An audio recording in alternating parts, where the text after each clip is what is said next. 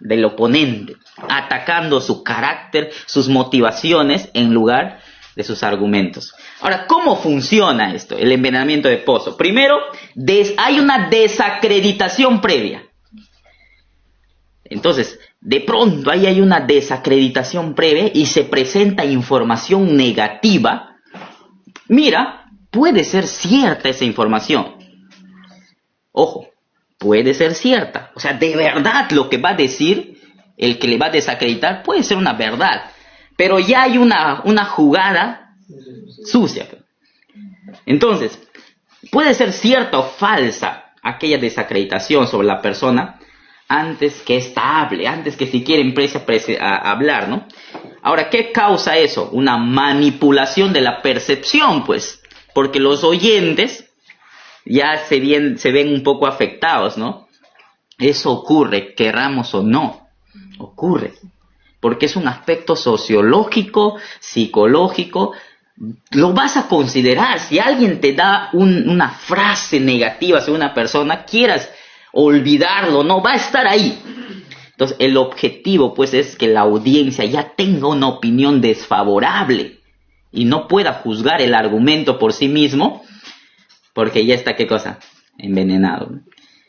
Imagínate que yo venga aquí ahorita a enseñarles, pero alguien les ha dicho que yo hice algo perverso antes de venir.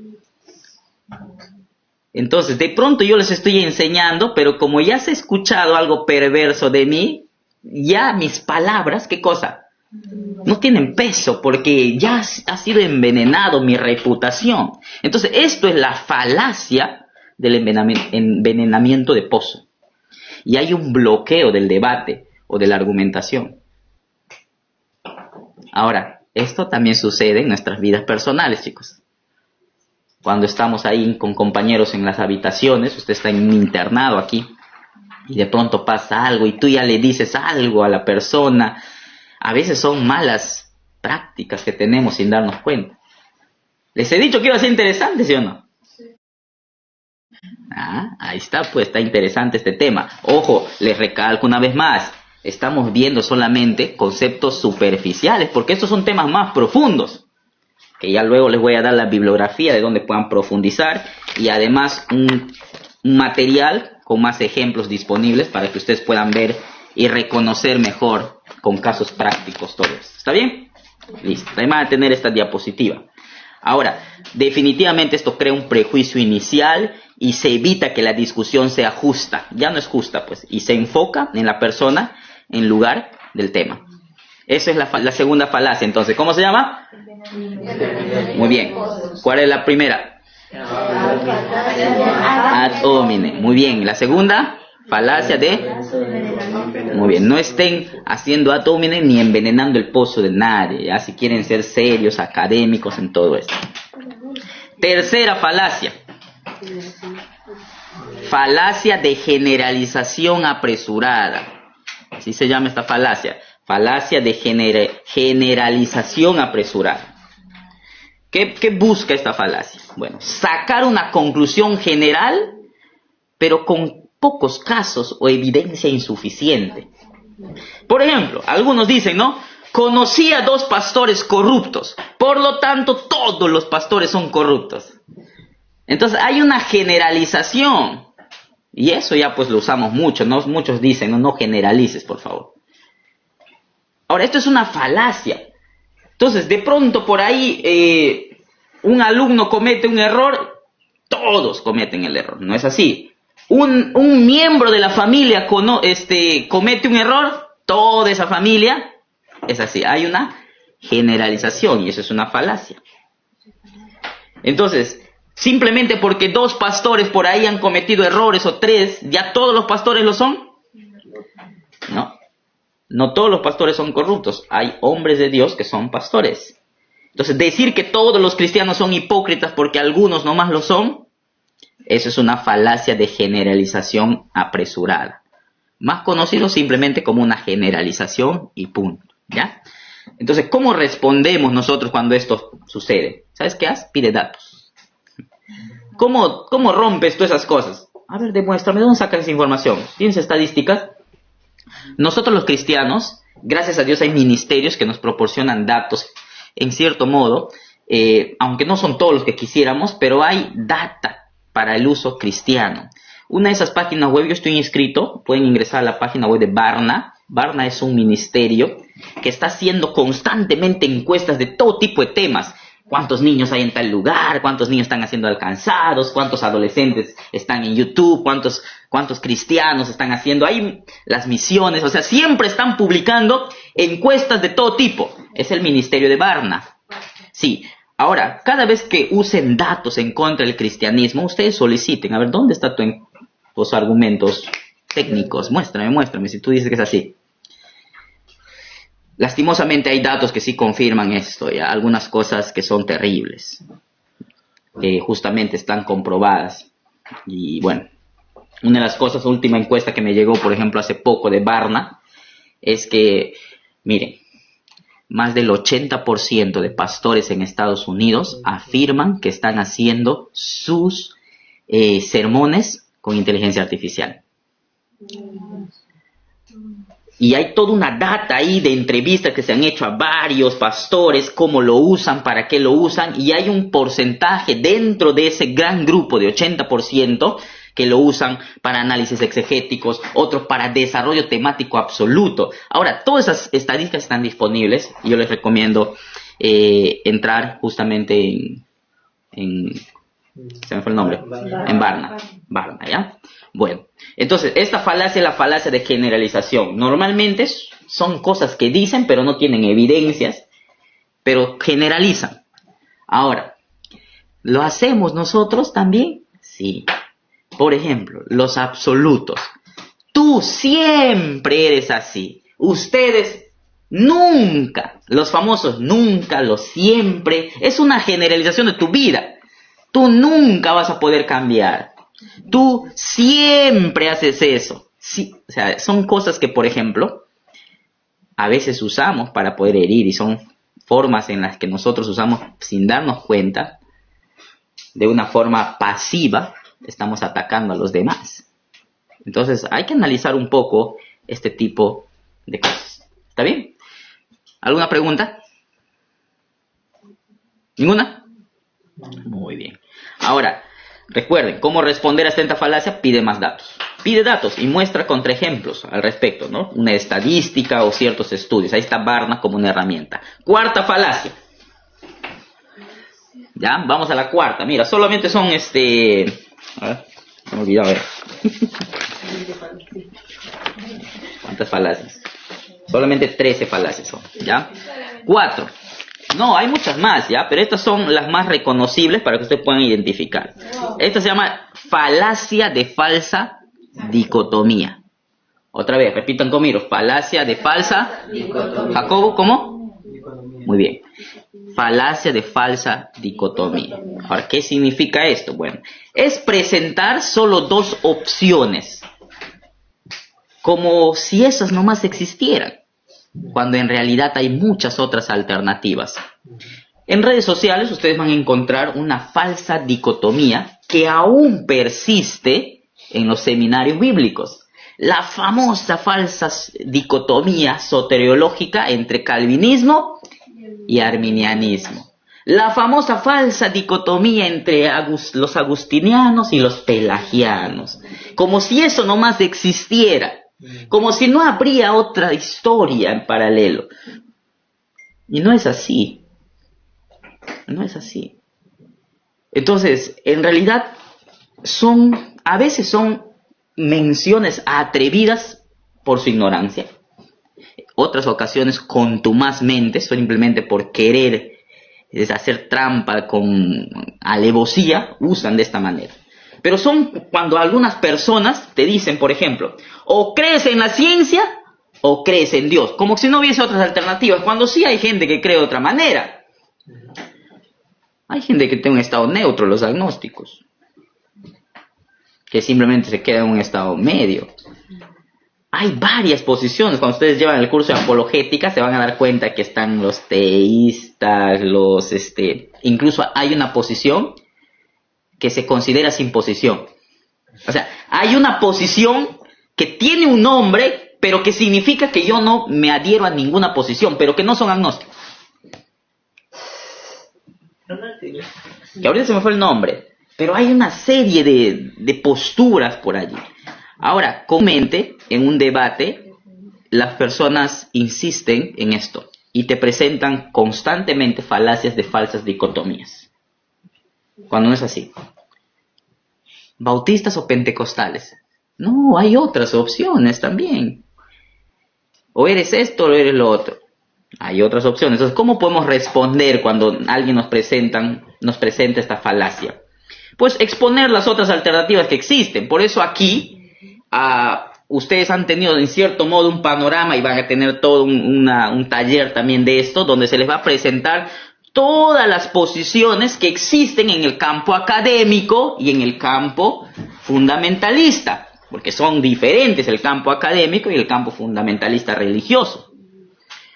Van a darse cuenta, aunque ustedes ya saben, ¿no?, que no solamente existe el arminianismo, ni el calvinismo, ni el molinismo, ni el provisionismo. Existen otras posiciones, no solo el almiralianismo, y propuestas que ni siquiera tenían nombre. Es más, muchas de esas posturas que tienen nombre hoy se llamaban de otra manera antes. Y han ido así cambiando, y hay grupos que pensaban así, de esto y de otra manera.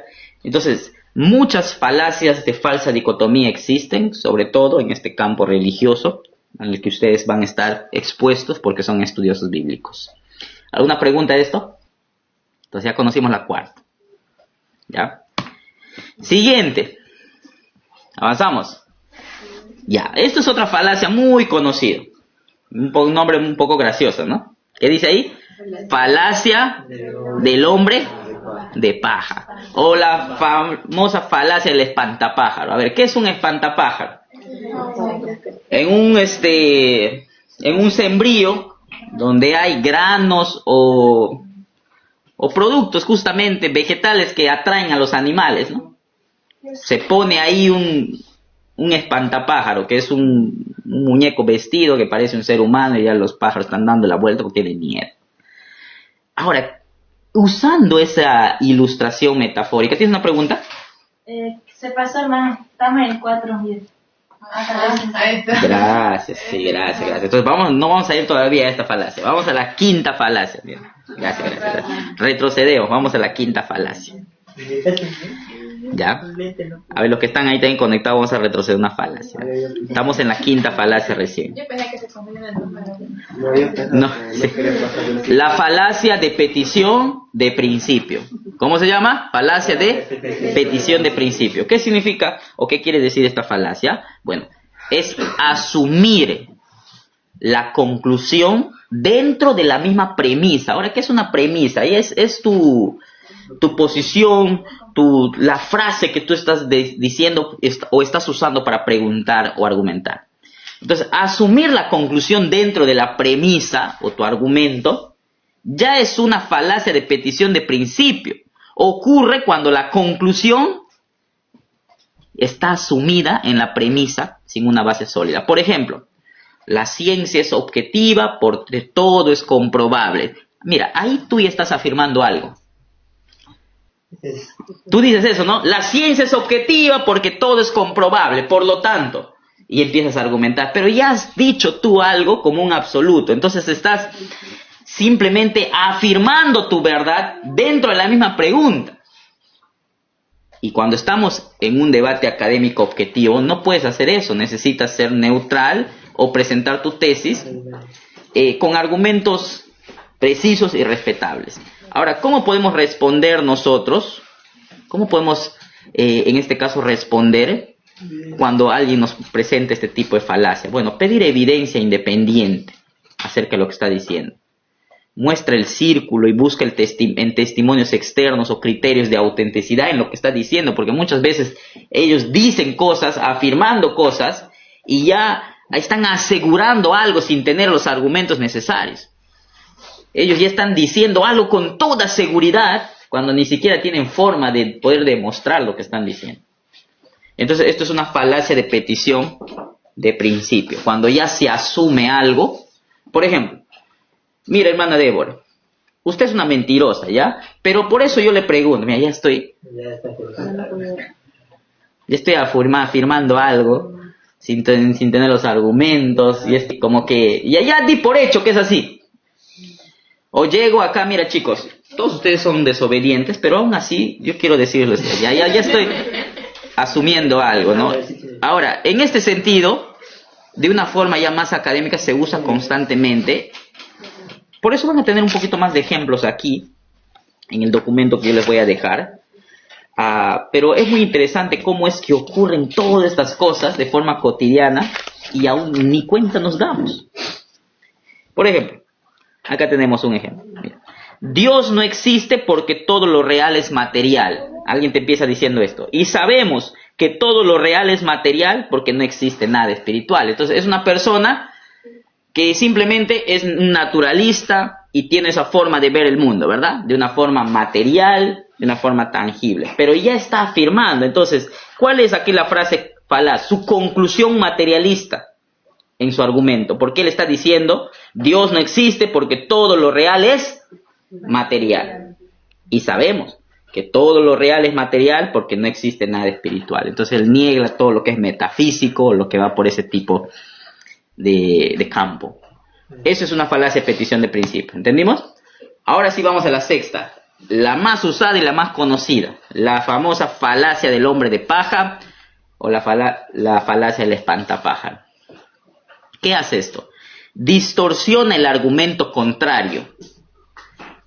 Normalmente en un debate pues hay dos posiciones, ¿no? Entonces, ¿qué hace? Una de las partes distorsiona, o sea, tiene cierto aspecto de verdad, pero ya está distorsionado para hacerlo más fácil de refutar.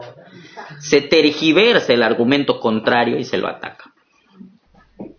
Por ejemplo, algo que normalmente vemos nosotros en internet, hacia los que creemos que es necesario ejercer la fe después que el Espíritu Santo, el Evangelio nos ha iluminado y nos han presentado el Evangelio y Dios nos manda que nosotros respondamos al mensaje que se nos ha predicado. El Espíritu Santo ha estado ahí obrando, iluminándonos, convenciéndonos.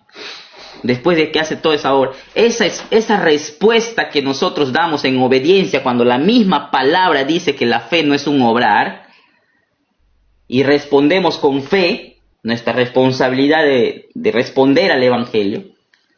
Entonces ya algunos empiezan a atacar eso y empiezan a decir, estás predicando que la salvación es por obras. No, todo tiene que salir de Dios, porque todo tiene que ser Dios, aún tu respuesta no puede ser tuya, tiene que ser algo que Dios ha provocado en ti, pero en sentido absoluto. Y entonces de pronto empiezan a atacar como que creer que tú has decidido creer que tú has ejercido fe, es el creer que estás siendo salvo por obrar. Y no es así. Entonces empiezan a usar ese argumento, pero tú crees que la salvación es por tu decisión, por lo tanto tú crees que la salvación es del hombre. ¿Se dan cuenta? Y no pues, la salvación es de Dios, eso es claro, la Biblia lo dice. Dios desea, Dios manda, toda la iniciativa salvífica proviene de Dios. Pero dentro de esa iniciativa salvífica, Él demanda respuesta. Y por ejercer esa respuesta que Él justamente nos está mostrando como luz, no somos nosotros responsables de esa salvación en el sentido de que nosotros lo estamos generando, nosotros somos causantes de nuestra salvación. Pero ese es un argumento que se usa constantemente. Y eso es una falacia del hombre, ¿de qué? De paja. Así hay muchas.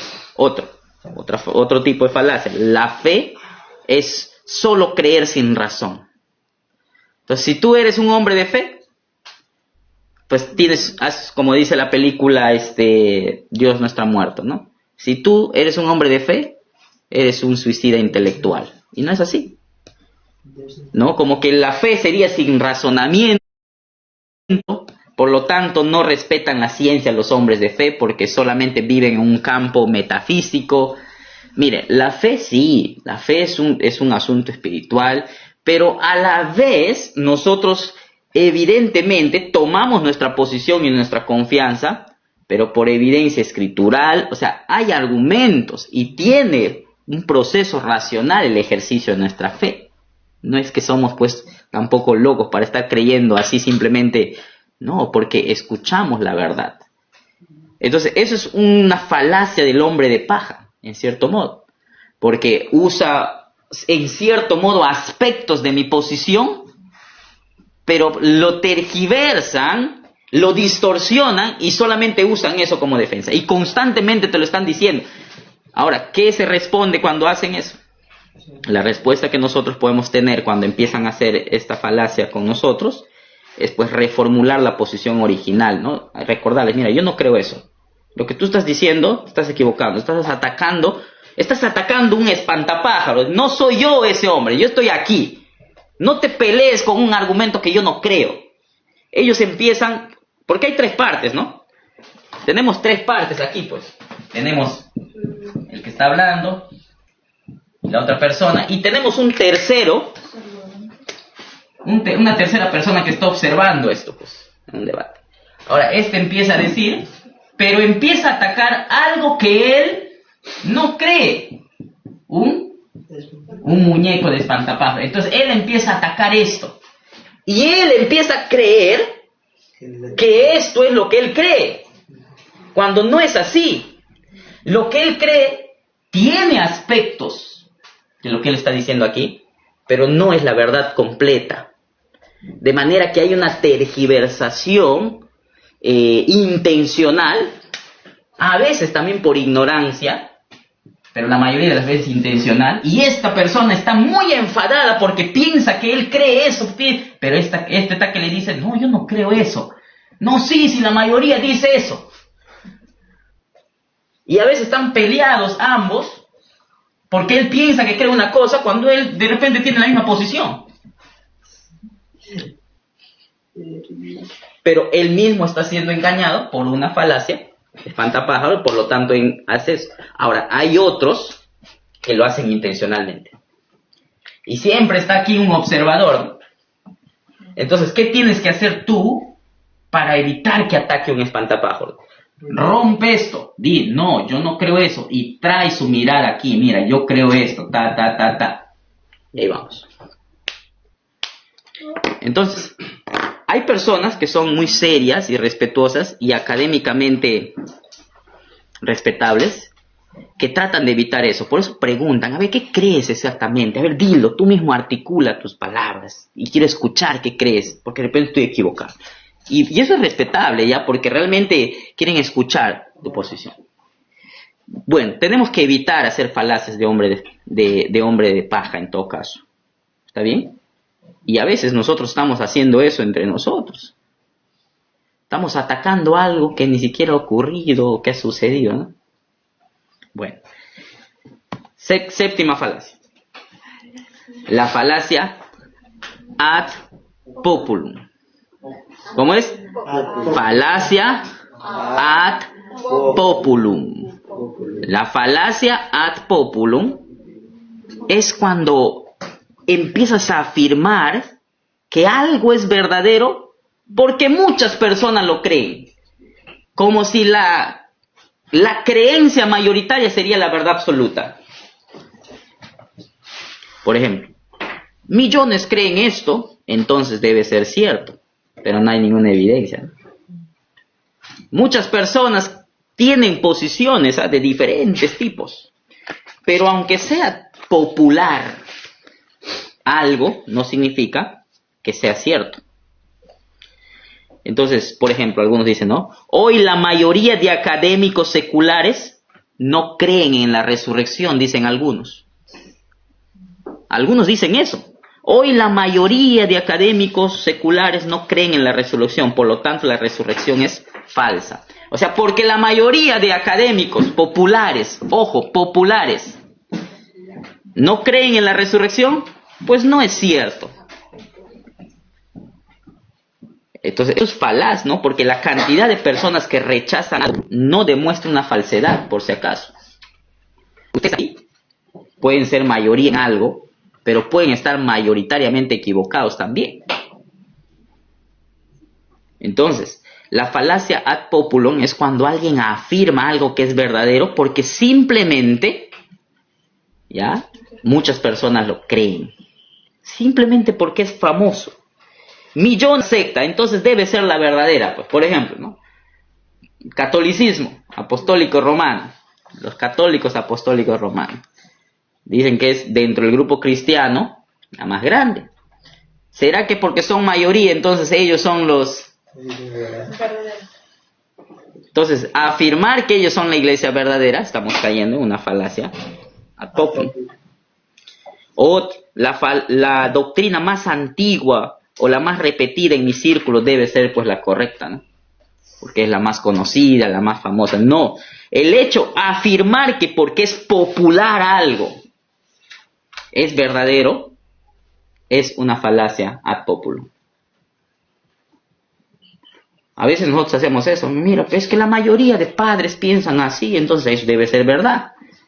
La mayoría de jovencitos, mira, hacen esto, entonces, o sea, siguiendo la mayoría. Hay cosas sí donde la mayoría pues pueden mostrarnos ciertas verdades. Ya tampoco es una verdad absoluta el decir que no, la mayoría no son verdad. Sí, hay cosas que sí. Solo es para identificar dentro de este campo de la argumentación.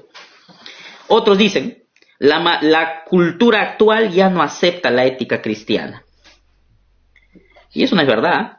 Hay culturas que rechazan esa ética sexual, la ética sexual así explícita, y no son cristianos. O sea, no es verdad que la cultura actual en absoluto rechaza el ser conservadores. Tenemos, por ejemplo, aquí a los coreanos, que ellos tienen ciertas posiciones de pudor ante la sociedad, pero no son cristianos, pero son pudorosos en ciertas cosas, más pudorosos que los latinos por lo menos, en algunas prácticas. Entonces tampoco es, hay cosas así, ¿no? Donde se confunde que la aceptación mayoritaria es verdad, y no es así. ¿Ok? Entonces, ¿cómo podemos responder? Siempre pidiendo evidencia objetiva. Recuerda que popularidad no es prueba de verdad. Popularidad no es prueba de verdad. Octava falacia. La falacia de equivocación. La falacia de equivocación. ¿Qué es esta falacia? Usar una palabra, pero con distinto sentido dentro del mismo argumento. Entonces, de pronto tú empiezas a usar una palabra, pero en realidad tiene otro sentido. Por ejemplo, confundir fe con creencia sin evidencia. Se dice, ¿no? Los de fe, pero yo me estoy refiriendo despectivamente a aquellos que creen en cosas sin evidencia. Ellos son personas de fe, pues, o sea, no creen en evidencias, dice. Cuando en un contexto de debate, fe puede ser confianza basada en evidencia personal y comunitaria, es decir, una vida de fe. Entonces, a veces, dentro de una argumentación, aunque sea la misma palabra, pero tiene mucha acepción de definiciones según el contexto. Entonces, una falacia de equivocación es cuando alguien empieza a utilizar una palabra que tiene variedad de conceptos dentro de diferentes contextos, pero empieza a usarlo de forma equivocada, asumiendo conceptos que no son realmente. Entonces, ¿cómo podemos nosotros responder cuando vemos que está habiendo una falacia de equivocación? Porque tiende a suceder. Empezamos a discutir y ella empieza a usar una frase, o él empieza a usar una frase, o un grupo empieza a usar una frase y a ver, ¿qué es lo que tú estás queriendo decir con esta palabra? Y lo explica. De pronto para él significa otra cosa. Y para mí otra cosa. Entonces estamos peleándonos en vano. Porque tú estás pensando la misma palabra, pero lo concibes de una manera y yo lo concibo de otra manera. Entonces están usando falacias de equivocación. Ahora, puede ser a veces de forma consciente y a veces por ignorancia y de forma inconsciente. Novena falacia. La falacia de causa falsa. ¿Ok?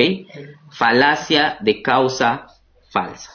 Esta falacia también se le conoce como la falacia cum hoc ergo propter hoc. A veces yo he escuchado un par de veces ya la cum hoc, la falacia de causa falsa, la cum hoc, que es suponer la causa de algo solo por correlación o coincidencia temporal. Suponer que porque dos cosas ocurren al mismo tiempo o en sucesión, una causa la otra. Por ejemplo, algunos dicen lo siguiente: el cristianismo surgió en tiempos de supersticiones, donde se creía pues en la magia, donde se creía en lo espiritual y en lo metafísico, y era común, ¿sí o no? Por lo tanto, los cristianos son ignorantes. Solo ¿por qué? Solo se cree por los que son ignorantes, pues, porque en época antigua se creían muchas cosas, ¿no? Se creía que ciertas actitudes eran posesiones demoníacas, cuando de repente solamente era una enfermedad mental. Se pensaba que esto era diferentes cosas. Entonces, eso es una falacia de causa falsa. Es decir, se asume que porque algo ocurre temporalmente en una época, lo demás es causa de eso. Y no es así. Por ejemplo, una falacia común aplicada en esto es creer que en la antigüedad era retrasada, cuando la evidencia arqueológica nos muestra lo contrario. La evidencia nos muestra todo lo contrario. Es hasta ahora un misterio sorprendente ver cómo se han hecho las líneas de Nazca. Entonces, ¿por qué yo voy a asumir que mi tecnología presente es superior a la antigua, solo porque tengo cosas que para mí son útiles hoy? Pero ¿cómo estos hombres llegaron a hacer cosas tan inexplicables para nuestra tecnología moderna? Las líneas de Nazca, las construcciones incas, otros construcciones que existen en la India, en Persia, en diferentes lugares. ¿Cómo lo hicieron? Algunos atrevidos dicen fueron ovnis, ¿no? Porque se asume pues que es imposible que los antiguos, porque eran ignorantes, por lo tanto todo lo que ellos hacen no tiene que ser bueno porque son ignorantes. No lo tuvieron que haber hecho ellos, alguien más lo ha hecho, seguramente los extraterrestres, personas que han venido en objetos voladores no identificados por ahí, ¿no? Que lo han hecho seres que no conocemos. Bueno, eso es pues una falacia de causa falsa, ¿no? Y suponer la causa de algo solo por correlación o coincidencia temporal. Suponer que porque dos cosas ocurren al mismo tiempo o en sucesión, una causa la otra, o las pirámides o cosas de ese tipo. Entonces, ¿cómo podemos nosotros responder ante esta falacia? Pues señalar la distinción entre correlación y causalidad, ¿no? Hay cosas que pueden estar existiendo ciertamente. Miren, por ejemplo, antes ser sucios era sinónimo de santidad. Permanecer cochino era sinónimo de santidad. Es más, muchos monjes, muchas personas practicaban el no bañarse bastante tiempo, el vivir sucios. Y eso era visto como una persona santa. ¿Por qué? Porque se asumía que mientras más sucio, tú menos expuesto ibas a estar a la vida sexual. Porque la vida sexual evidentemente es un disfrute físico. Y estar cochino muestra que vives en santidad, porque definitivamente no estás viviendo pues totalmente. Mira un cambio de cosmovisión, ¿no? Diferente. A ver, hoy día anda cochino. Ya no pensamos igual. Entonces, no necesariamente lo que ocurre en una época puede ser concebido de una manera positiva en otras, pero eso no se ocurre que sea la causa de las cosas. ¿Está bien? Bueno. Falacia ad ignorantiam. ¿Ya? Eso es afirmar algo que es falso, que algo es falso, porque no se ha probado. Como no se ha probado algo, como no se ha comprobado algo, entonces es falso. Sostener que algo es verdadero solo porque o ha sido falso o es verdadero o viceversa porque se ha demostrado o no se ha demostrado, eso es una falacia ad ignorantiam.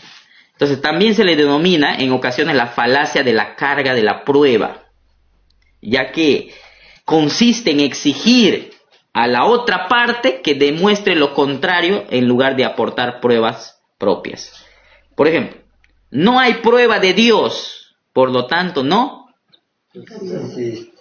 Entonces, como no hay pruebas de la existencia de Dios, entonces Dios no existe. Entonces es una falacia ad ignorantia, o también una falacia de carga de la prueba.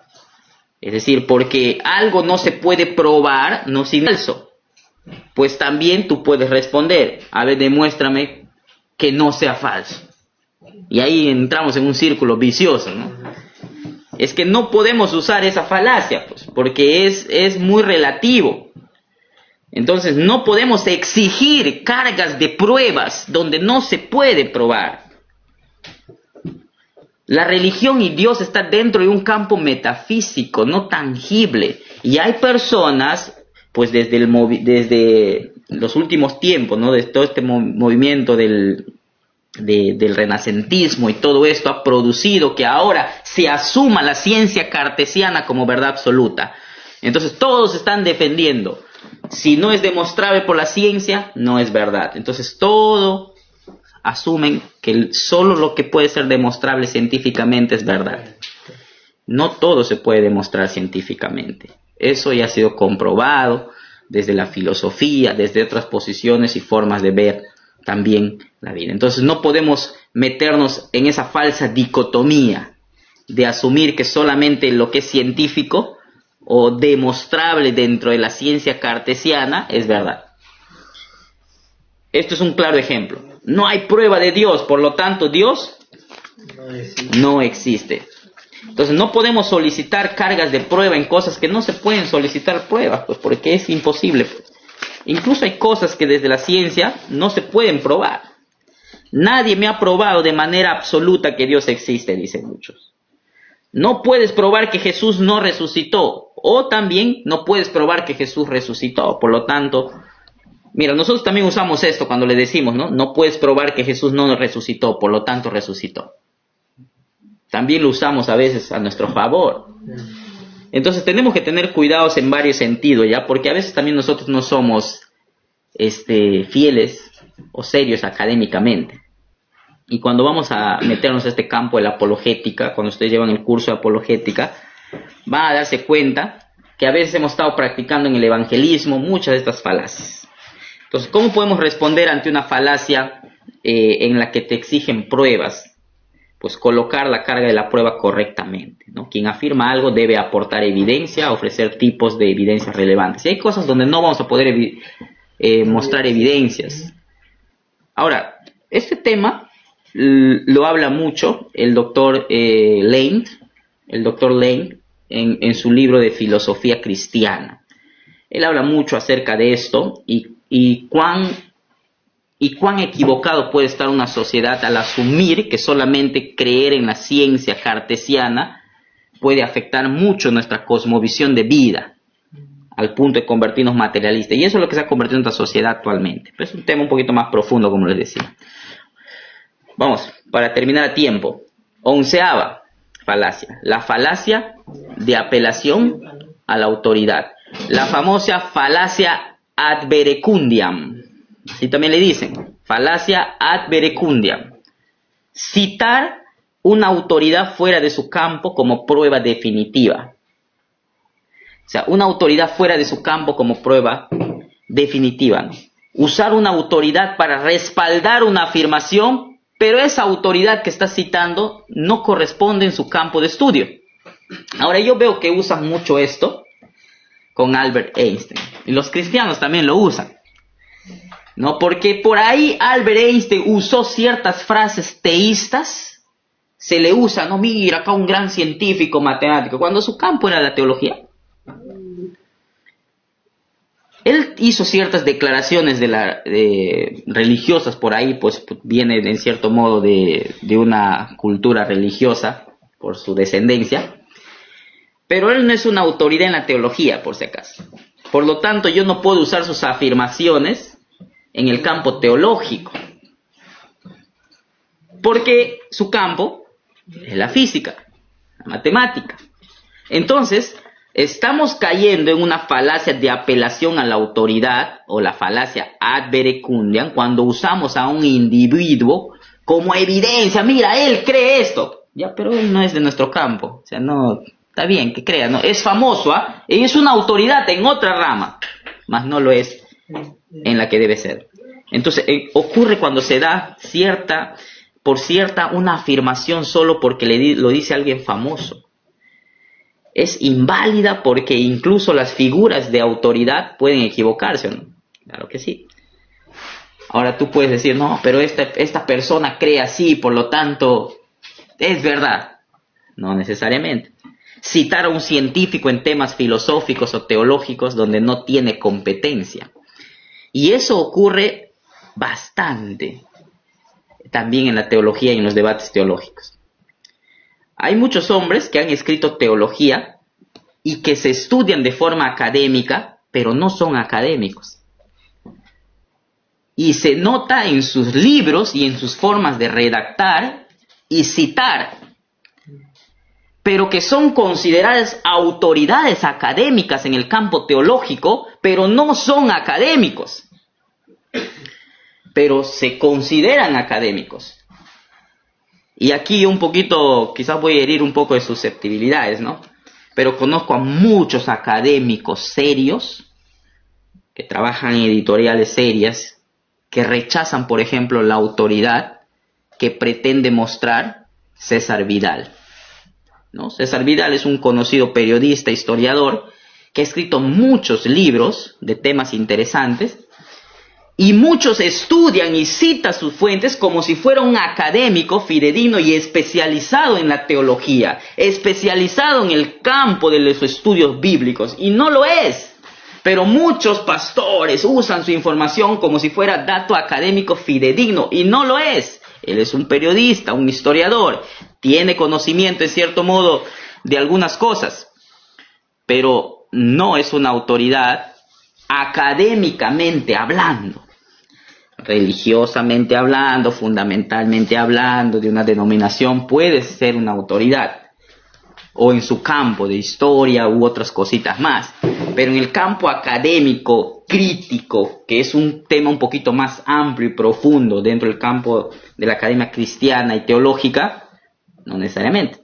Y se hace mucho ad verecundum en algunos temas con él.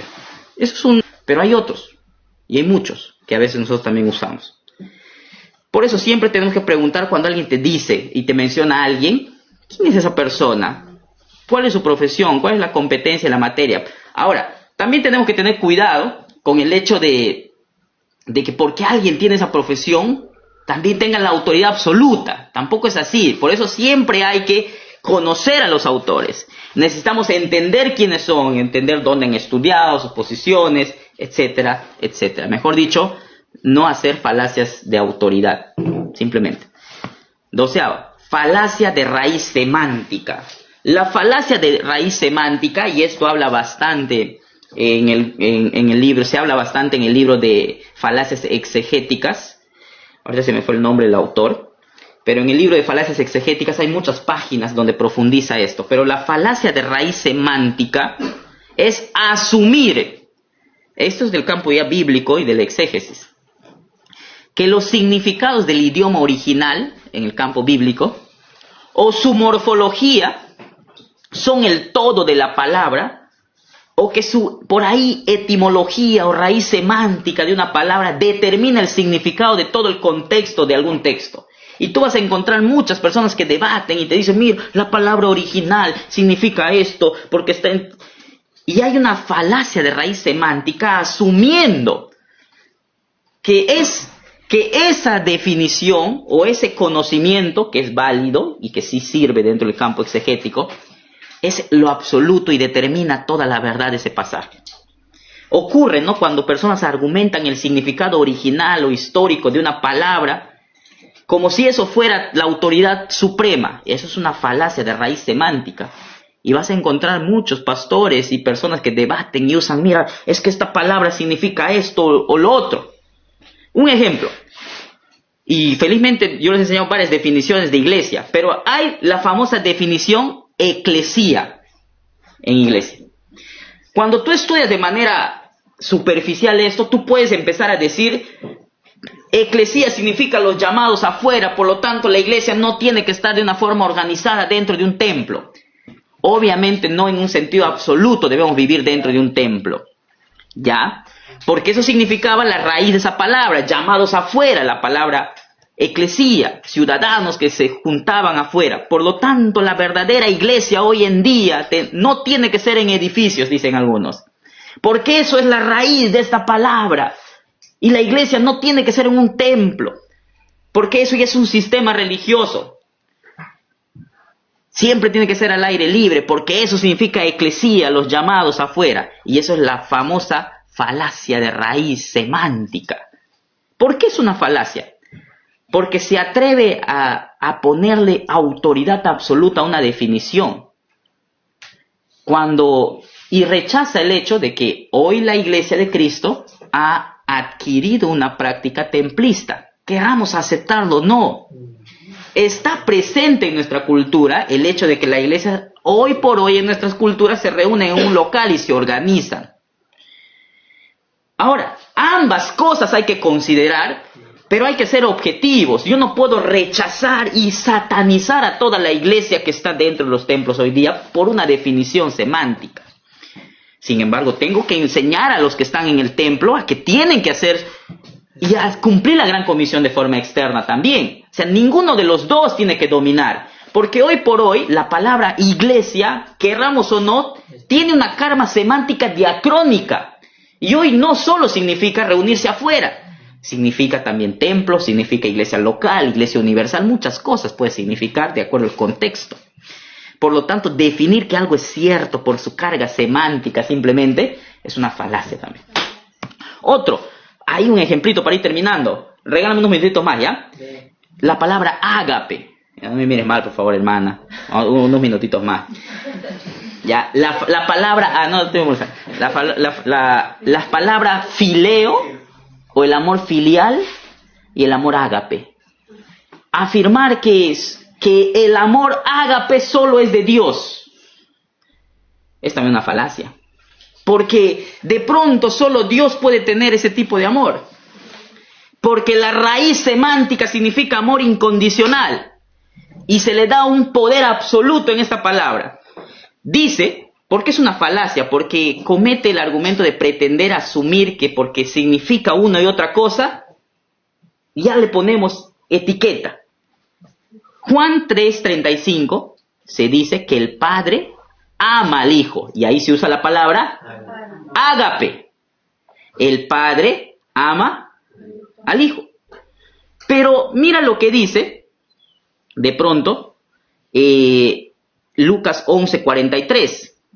Dice así: se critica a los fariseos que ágape los primeros asientos. Amaban los lugares adelante, estar adelante. En Juan 12:43 se habla de los hombres que ágape o amaron más la gloria de los hombres que a Dios. Pero es la palabra ágape. Entonces la palabra ágape, que es un amor desmedido, que va más allá de cualquier más allá del amor filial en cierto aspecto, también se usa en cosas pecaminosas. Entonces hay una falacia de raíz. O sea, a veces la palabra ágape se usa también porque era una palabra pues en el idioma griego, que no solamente se usaba para Dios. Es el uso del lenguaje natural. Y vemos que también Jesús y Dios mismo ama filialmente. Juan 16:27 dice que el Padre os ama porque vosotros me habéis amado. Ahí no usa ágape. Dice fileo. Es un amor filial. ¿Qué cosa? O sea, Dios no me ama de forma ágape. Podríamos decir, ¿no? Lo que pasa es que hay ahí una falacia, pues, en asumir que porque algo tiene una definición, ya es... No es así. Por eso hay que ser serios académicamente, entender e investigar de forma correcta. ¿Entendieron o no? Sí. Entonces ustedes pueden amar de forma ágape su celular, pero también pueden amar de forma filial a sus esposos. No, yo solo quiero sentir ese amor ágape por mi esposo. No puedes también amar de forma filial. Ahora eso es todo un concepto para investigar qué significa cada uno, ¿no? Pero ya es otro tema eso. Pero quiero que entiendan en esto. Y la última falacia. La falacia de anacronismo semántico. Y eso ya un poco les expliqué en el curso de hermenéutica. La falacia de anacronismo semántico es cuando, bueno, un anacronismo semántico es el error de usar una palabra con un significado diferente al que tenía en el pasado, ¿no? Decir, pues, que porque en Génesis dice Mesías ungido, ahí significaba el Mesías, Cristo, mira, aquí está Cristo. Cuando en Génesis, Mesías todavía no tenía la carga teológica que tiene en el Nuevo Testamento. Y eso ya les he explicado mejor a ustedes. Ustedes ya entienden cómo es que podemos asumir un concepto de una palabra anacrónicamente. La Biblia fue escrita en un periodo de 1500 años. En el año 1, una misma palabra que se usa puede significar otra cosa 1000 años después. Porque las palabras evolucionan y tienen carga semántica y hay una evolución lingüística. ¿Está bien? Por ejemplo, hablando así de forma práctica, la palabra clérigo significaba un erudito. Un clérigo era un erudito, pero posteriormente fue evolucionando esa palabra y hoy clérigo es una persona que se dedica a las cosas religiosas o a enseñar cosas religiosas. Pero antes el clérigo era simplemente un erudito. Entonces ya tuvo una evolución esa palabra, una carga semántica. Para finalizar, algunos consejos para dialogar cuando estamos en medio de estas falacias, queridos alumnos. Nosotros tenemos que ser como Cristo, ¿amén? Nosotros tenemos que ser siervos como Cristo quiere que seamos. Nosotros no somos académicos porque queremos vanagloriarnos, teólogos porque queremos vanagloriarnos. Estamos llamados a vivir para la gloria de Dios. ¿Amén? Por lo tanto, nuestro testimonio, nuestra forma de expresarnos, de hablar, aún con nuestros enemigos, tiene que ser como luz. Entonces, el primer consejo es mantén respeto y humildad cuando estés debatiendo, cuando estés argumentando con alguien. Mantén respeto y humildad. Presenta defensa, pero enfocado en la idea, el argumento, no a la persona, no le ataques a la persona. Siempre respeta, sé ejemplo de piedad. ¿Está bien? ¿Está bien, Karen? ¿Así va a ser? Así tenemos que ser, Abdías, Belén. No está bien que nosotros estemos dando mal testimonio cuando estemos evangelizando en la calle, peleando ahí con el Señor que es israelita del nuevo pacto, gritándonos, ya que Él grite, nosotros no caigamos en eso. Segundo consejo, cuando estés en medio de esto y estás envuelto en estas falacias, pide aclaraciones, define los términos, solicita fuentes, trata de resolver el conflicto falaz. Y trata de que sea productivo la comunicación, porque nuestro objetivo aquí no es vanagloriarnos en una defensa, sino presentar a Cristo como el único Señor y Salvador. ¿Amén? Presentar su muerte, sepultura y resurrección, que pueden creer en Él para, si se arrepienten sus pecados, Él les puede dar vida eterna. Por lo tanto, tenemos que conducir una conversación a algo positivo para poder presentarles el Evangelio, en cuanto pueda depender de nosotros. Tercer consejo, usa evidencias cuando converses y te presentan falacias. Evidencias pertinentes, señala diferencias entre opiniones y datos. Eso es tu opinión, pero ¿cuál es el dato? Porque muchas personas tienen conceptos y opiniones, pero no datos. Practica respuestas breves y claras, sé preciso, no seas confuso tampoco. Usa preguntas socráticas, o sea, ¿qué significa eso? ¿Por qué dices esto? Haz preguntas. Así, ¿por qué crees eso? Por ejemplo, cuando alguien te está haciendo un ataque de espantapájaro, ¿de dónde has escuchado eso? Llega a entender de dónde estás sacando esa falacia. 4, finalmente, cierra tus argumentos con síntesis. Entiendo tu punto, esto es lo que yo sostengo, sin embargo. Concluye en buenos términos y ten dominio propio de tu lengua. Ten dominio propio de tu actitud, de tu carácter, tu temperamento, tus emociones, tu personalidad tiene que ser la de Cristo. Busca la paz siempre. No siempre vamos a poder cumplir esto, por supuesto, porque a veces la carne es débil, ¿no? Pero reconozcamos cuando fallamos también. Y procuremos siempre alcanzar con el Evangelio, dando testimonio también a través de nuestra vida. ¿Amén? Muy bien. ¿Qué tal? ¿Les gustó el taller? Fue rápido nomás, pero es un tema que podemos profundizar más. Entonces van a pasar en cierto modo, les voy a dar este material donde tienen varios ejemplos de cada una de las falacias, también la diapositiva, y les voy a pasar bibliografía donde puedan profundizar al respecto. ¿Alguna pregunta? Ninguno. Taller, hermano. ¿Perdón? Solo es un taller. Esto es solamente un taller, así ustedes tienen varios talleres como el de liderazgo y todos los demás. Sí, solo es un taller. ¿Ok? Muchas gracias. Dios les bendiga. ¿Sí, hermana? En ocasiones cuando en una conversación así, y pedirle que no, en una así diálogo, en ocasiones a veces cuando la otra persona no entiende, a pesar que nosotros decimos, es probable y es preferible retirarse, digamos, o dejarle, digamos, un consejo. En cuanto dependa de nosotros, procuremos la paz, busquemos la paz. Hay momentos donde ya es insostenible y nuestro propio sentido común, discernimiento con la sabiduría que el Espíritu Santo y Dios nos da, vamos a poder saber si tenemos que parar o no. A veces conviene, obviamente, parar, ¿no? Huir, pero siempre recuerda lo que la Biblia nos aconseja. Es más poderoso el hombre que controla su temperamento que el que gobierna una ciudad. La blanda respuesta quita la ira. En cuanto apliquemos los consejos bíblicos y vayamos por esa línea de ser pacificadores, de buscar la paz con todos y la santidad, como dice la Biblia. Pero en cuanto ya no podemos sostenerle desde la otra parte, es mejor a veces retirarnos y dejarlo ahí, ¿no? Pues la Biblia dice, estar preparados en presentar defensa en los que demandan razón de la fe. O sea, hay personas que no quieren simplemente saber que hay ese problema, pues ahí no podemos hacer nada más, ¿no?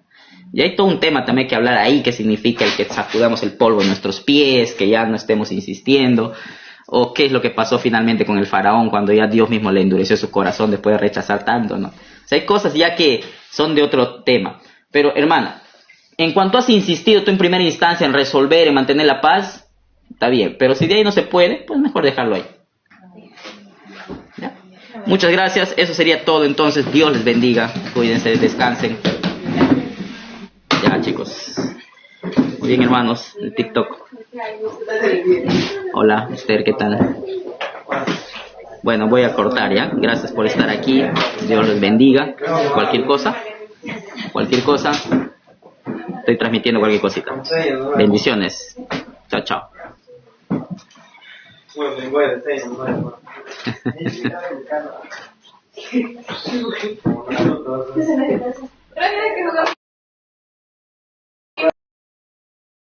¡La diabla!